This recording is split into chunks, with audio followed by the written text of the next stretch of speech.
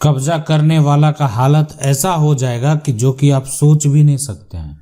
ये जमीन है और जमीन को ये व्यक्ति ने कब्जा कर लिया है, इसकी ये जमीन है।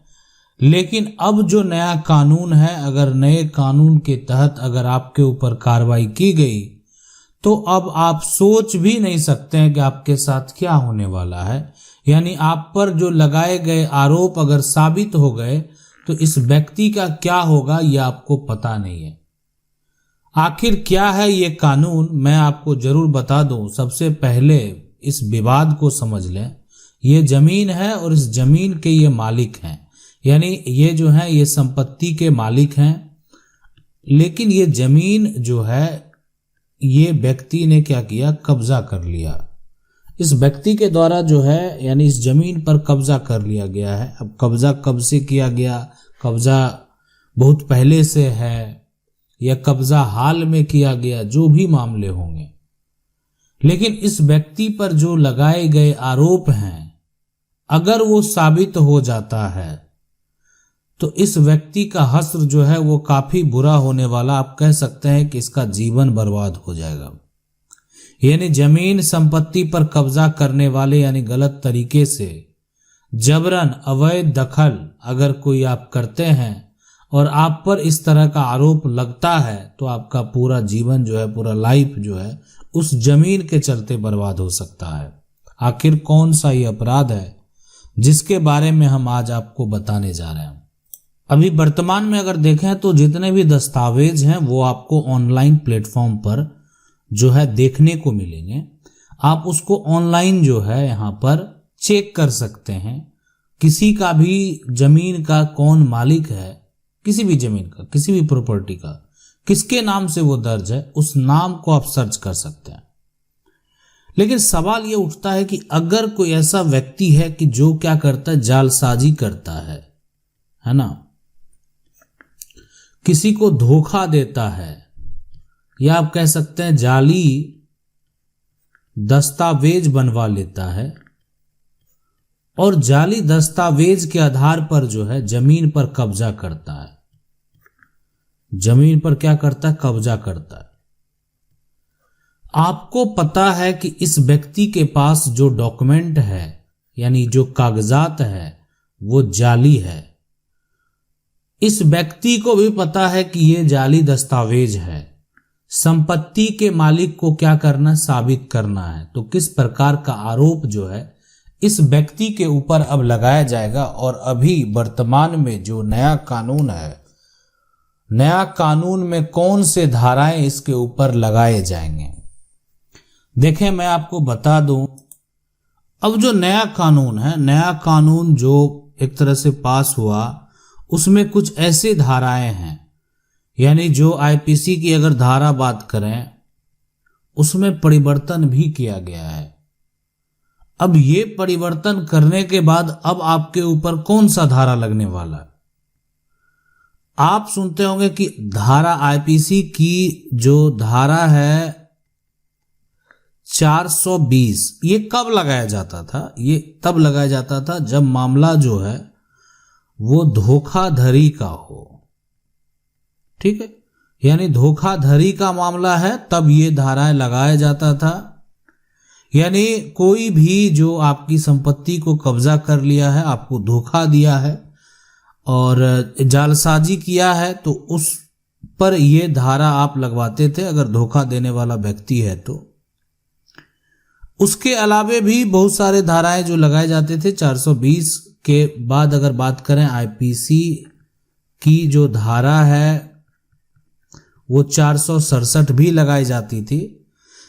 इसका मतलब ये होता है यहाँ पर कि जो संपत्ति है, जो जमीन है, उसको फर्जी तरीके से, है ना, फर्जी तरीके से जो है क्या किया, दस्तावेज के माध्यम से, एक तरह से वेजों के आधार पे जो है, आधार पर एक तरह से हासिल किया है।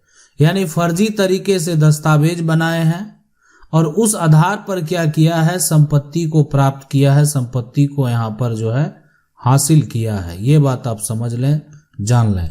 यानी ये भी धारा है, धोखाधड़ी का धारा है।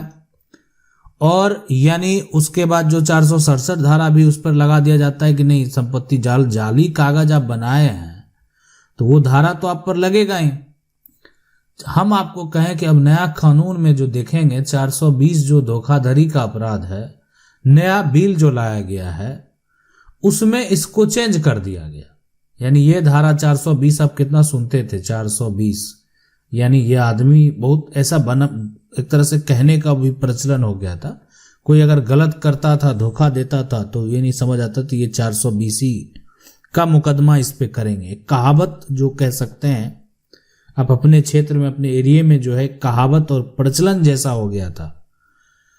लेकिन अब जो है अगर बात करें कि नया जो बिल है उसमें धोखाधड़ी के लिए धारा जो बनाया गया है वो है 316। यानी अगर धोखाधड़ी का आरोप आपके ऊपर अगर लगाया जाएगा तो उसमें आपके ऊपर जो धारा लगेगी वो 316 धारा लगी जाएगी। यानी ये नया बिल है और नए बिल में अब धारा 420 नहीं है। ठीक है, यानी कुछ परिवर्तन है जो देखने को आपको मिलेगा। और आप गलत करेंगे, आपको पता है कि अब नया बिल में अगर आप गलती करेंगे तो आपको सजा तो मिलना ही है। और अब जो है आप ये सोच रहे हैं कि गलत कर भी लेंगे और सजा भी नहीं मिलेगा, ऐसा नहीं हो सकता है। अब बदल गया है कानून, अब सिस्टम बदलने वाला है, अब सारा प्रक्रिया जो है वो बदलने वाला है। तो अगर आप ऐसा मन में सोच रहे हैं तो ये गलत सोच रहे हैं। अब आप अगर गलत करेंगे तो आप बुरी तरीके से फंस जाएंगे। तो इसलिए भूल से भी ना करना है आपको ऐसी गलती। यानी इस प्रकार का जालसाजी में अगर आप फंसे तो पूरा जीवन आपका बर्बाद हो जाएगा।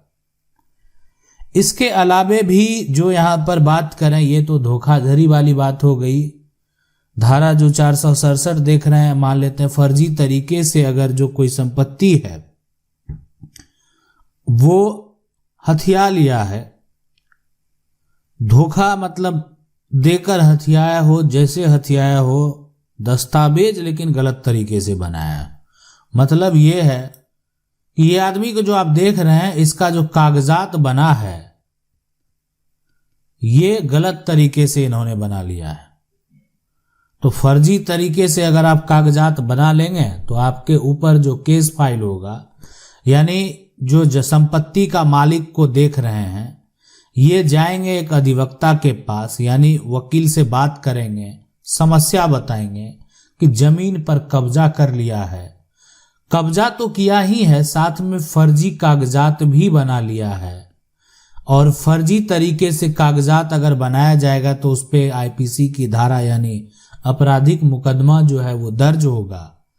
दर्ज होने के बाद उस व्यक्ति को नोटिस भेजा जाएगा, उसके बाद जो है उसका जांच किया जाएगा। जांच रिपोर्ट जो है पुलिस प्रशासन के द्वारा मांगा जाएगा, आखिर क्या मामला है, क्या सही में इस व्यक्ति की संपत्ति को कब्जा कर लिया गया है। अब यह है कि फर्जी तरीके से अगर देखें किया गया है, अब यह फर्जीवाड़ा तो साबित होगा पहले, तब हो सकता है। यानी जो कोई गलत तरीके से दस्तावेज बना लिया है या धोखा दिया है तो ये जो उस पर आरोप लगाए गए, अभी तो उस व्यक्ति को नोटिस भेजा जाएगा, उस व्यक्ति से जवाब मांगा जाएगा। अब अगर लगेगा कि नहीं ये व्यक्ति गलत कर दिया है तो उसको फिर सजा मिलना तय है।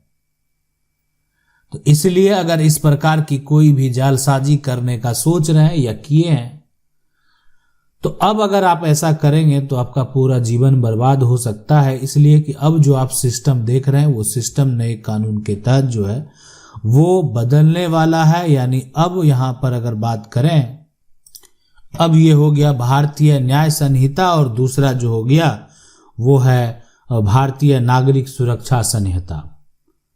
तो ये जो है यहाँ पर और एक हो गया यहाँ पर भारतीय साक्ष्य जो है संहिता। तो ये सभी जो कानून आप यहाँ पर देख रहे हैं, इस कानून के तहत अगर आपके ऊपर कार्रवाई की गई तो ज्यादा समय नहीं लगेगा आपको सजा होने में। अगर आप जो है आप पर आरोप साबित हो गए तो आपका जो केस का फैसला है उस फैसले का जो है आपको ज्यादा इंतजार नहीं करना पड़ेगा। जल्द से जल्द जो है आप अपने केस के फैसले को सुनेंगे और जो आरोपी हैं उसको सजा भी हो जाएगा। इसलिए अगर इस तरह का मामला आपके साथ भी कोई किया है तो आप भी इस तरह के प्रक्रिया को अपना सकते हैं। किसी वकील से लेकिन आपको पहले जाकर बात करनी चाहिए, उनसे मिलनी चाहिए और उनका समस्या, अपना जो समस्या है वो आप बताएंगे, इसलिए कि आप कोई भी कानूनी प्रक्रिया खुद से नहीं कर सकते हैं। आप जो है यहाँ पर सिर्फ सीख सकते हैं। आपको अपना कार्य करने के लिए जो आप जिस क्षेत्र से आप बिलोंग करते हैं वहां के जो अधिवक्ता हैं वहां पर आपको जाना ही पड़ेगा, अपना समस्या रखना पड़ेगा और उसके बाद जो है यानी जब आपका केस फाइल होगा, केस का प्रक्रिया चलेगा और आपके पक्ष में फैसला होगा तो समझ लीजिए कि तब आपको इंसाफ मिलेगा। आशा करते हैं वीडियो अच्छा लगा होगा। वीडियो को लाइक जरूर कर दें। चैनल को पहली बार देख रहे हैं सब्सक्राइब करके जो बेल आइकन है उसको जरूर दबा लें। मिलते हैं अगले वीडियो में, तब तक के लिए जय हिंद।